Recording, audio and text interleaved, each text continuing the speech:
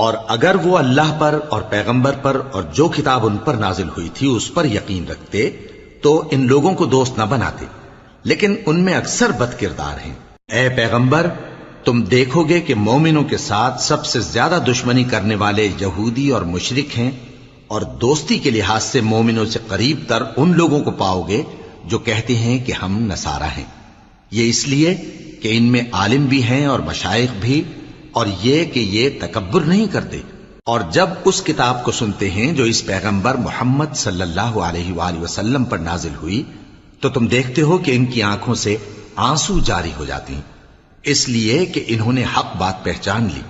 और ये अल्लाह की जनाब में अर्ज करते हैं कि ऐ परवरदिगार, हम ईमान ले आए, सो तू हमको मानने वालों में लिख ले। और हमें क्या हुआ है कि अल्लाह पर और हक बात पर जो हमारे पास आई है ईमान न लाएं, और हम उम्मीद रखते हैं